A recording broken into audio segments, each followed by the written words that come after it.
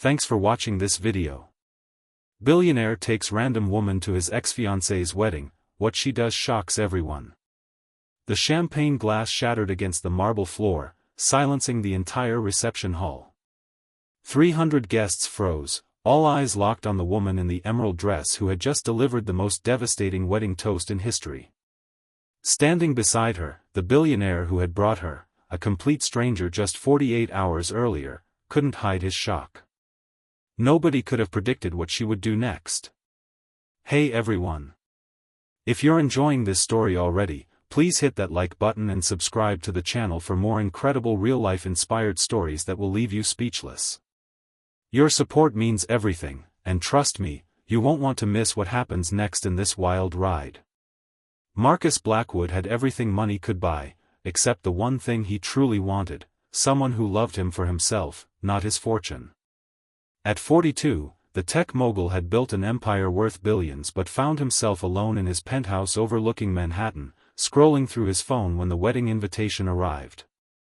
Sophia Chen, his ex-fiancée of just 8 months ago, was getting married to his former business partner, James. Congratulations, he muttered bitterly, tossing his phone aside. The breakup had blindsided him, Sophia leaving him for James after 3 years together, claiming Marcus was emotionally unavailable and married to his work. The tabloids had a field day, painting him as the cold-hearted billionaire who drove away the woman he loved. Now they expected him to attend their wedding? The invitation felt like salt in an open wound. Marcus was about to decline when pride took over. He couldn't let them think he was still heartbroken. He needed to show up looking successful, happy, and most importantly, not alone. The problem was, Marcus hadn't dated anyone since Sophia. His assistant suggested hiring an escort, but that felt dishonest.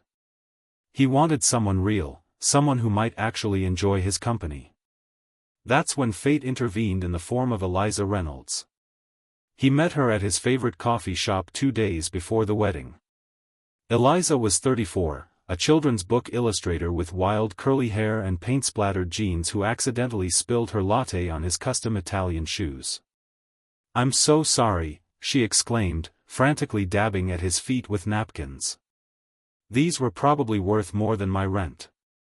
Instead of being annoyed, Marcus laughed genuinely for the first time in months. "They're just shoes," he said, helping her clean up. Their conversation flowed easily. Eliza had no idea who he was, a refreshing change from people who recognized his face from Forbes magazine. When she mentioned being new to the city after a painful divorce, something clicked in Marcus's mind. "This might sound crazy," he said, "but would you consider being my date to a wedding this weekend? It's my ex's, and I'd rather not go alone." Eliza raised an eyebrow. "That does sound crazy. Why would you even attend your ex's wedding?" "Business politics," he explained. "And maybe a bit of pride." She studied him for a moment. "I don't even know your name." "Marcus Blackwood." Her eyes widened with recognition. "The Marcus Blackwood? The billionaire?" He nodded, suddenly worried she'd see him differently. Instead, Eliza laughed. "Well, that explains the shoes. But I should warn you, I'm terrible at pretending." "I don't want you to pretend," Marcus said. "Just be yourself." "That's exactly what I need." What Marcus didn't know was that Eliza had her own reasons for accepting. Her ex-husband had left her for a wealthy woman, making her feel inadequate and unworthy.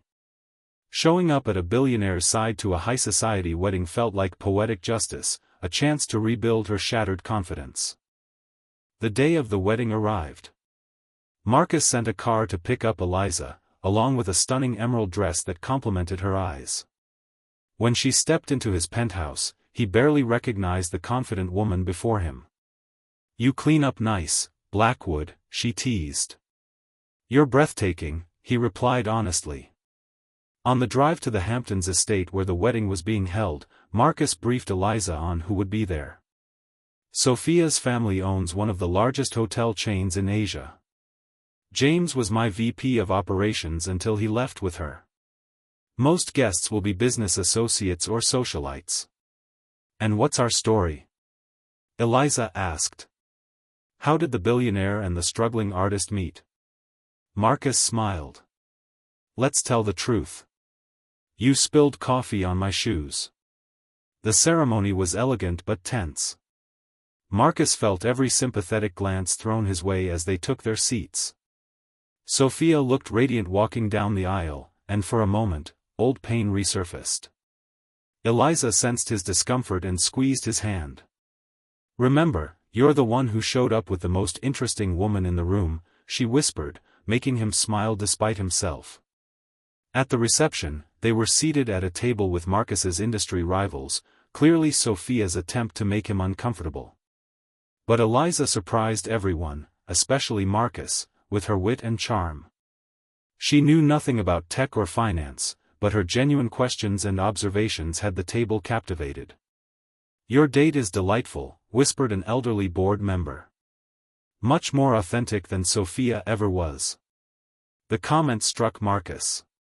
He'd been so focused on appearing successful that he hadn't considered whether his relationship with Sophia had been authentic at all. As the evening progressed, Sophia made her way to their table, James in tow. Marcus, I'm so glad you came, she said with practiced warmth. And who is this? Eliza Reynolds, she introduced herself. Congratulations on your wedding. How did you two meet? James asked, his tone suggesting he didn't believe Marcus could find someone so quickly. Before Marcus could answer, Eliza jumped in. I destroyed his ridiculously expensive shoes with my coffee. He was surprisingly nice about it. Sophia's smile tightened. How charming. Marcus was always generous with his possessions. But not with his time, James added pointedly. Marcus tensed, but Eliza placed her hand on his arm. I've found him quite generous with his time. We spent hours talking that first day. It's rare to find someone who truly listens. The subtle defense wasn't lost on anyone. Sophia and James excused themselves shortly after, clearly unsettled by the genuine connection they witnessed. Thank you, Marcus whispered when they left. You didn't have to defend me. I only spoke the truth, Eliza replied. You've been nothing but kind and attentive since we met. As dinner concluded, the DJ announced it was time for toasts. After the maid of honor and best man spoke, the microphone was offered to any guests who wished to share words of wisdom or congratulations. To Marcus's horror, Eliza stood up and reached for the microphone. What was she doing? They hadn't discussed this. His heart raced as she smiled at the crowd. I don't know the bride and groom well, she began, but I believe in the power of authentic love. The room fell silent, everyone anticipating drama from Marcus's date. True love isn't about finding someone perfect, Eliza continued. It's about finding someone who sees your imperfections and chooses you anyway. Someone who makes time for what matters, who listens when you speak, who values growth over comfort. Her eyes met Marcus's, and something passed between them, understanding, perhaps, or something deeper. I hope you both have found that in each other, she said to Sophia and James. And I hope everyone in this room has the courage to recognize real love when they find it, regardless of how it looks on paper or in bank statements. With that, she raised her glass in a toast, but her hand trembled slightly, sending the champagne flute crashing to the floor. The shattering glass punctuated her words with dramatic finality. In the stunned silence that followed, Eliza didn't apologize or look embarrassed. Instead, she walked directly to Marcus, took his hand, and led him to the dance floor as the band began playing again. I hope that wasn't too much, she whispered as they swayed to the music. I couldn't stand how they were painting you. Marcus looked at her with new eyes. No one has ever stood up for me like that. Maybe because you've surrounded yourself with people who want something from you. The truth of her words hit him hard. His entire life, he'd used his wealth as both shield and weapon, never allowing anyone close enough to see his vulnerabilities. As they danced, guests watched them with newfound interest. The narrative had shifted. No longer was Marcus the jilted ex, but a man who had possibly found something more genuine than what he'd lost.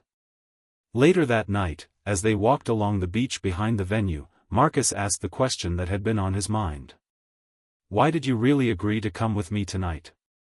Eliza sighed, kicking off her heels to feel the sand between her toes. "My ex-husband left me for a woman with money and connections. He made me feel like I wasn't enough, just a dreamer with paint under her fingernails.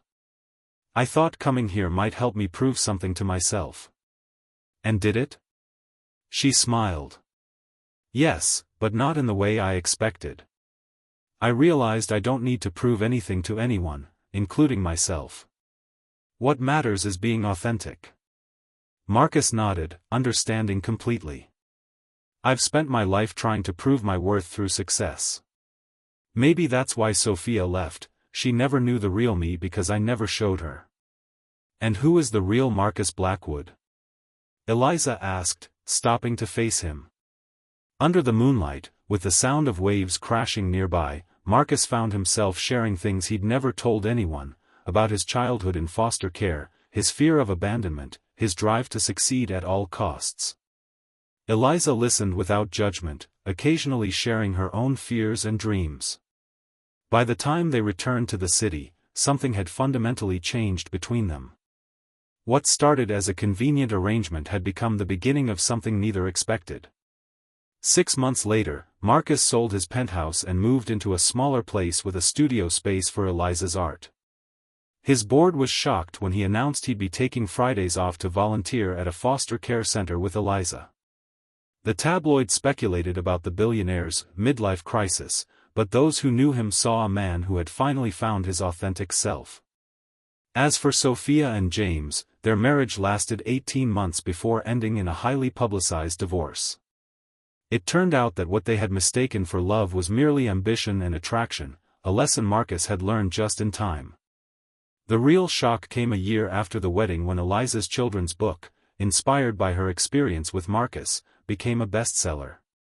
The story of a wealthy lion who learns that true wealth comes from authentic connections resonated with readers worldwide. Sometimes the most unexpected encounters lead to the most profound transformations. For Marcus and Eliza, what began as a facade at a wedding became the most authentic relationship either had ever known. And it all started with a spilled coffee and a shattered champagne glass. Remember, life rarely follows the script we write for it. The most beautiful stories often begin when we let go of our carefully constructed plans and open ourselves to unexpected possibilities. Like this video if you believe in the power of authentic connections, and subscribe for more stories that remind us what truly matters in life.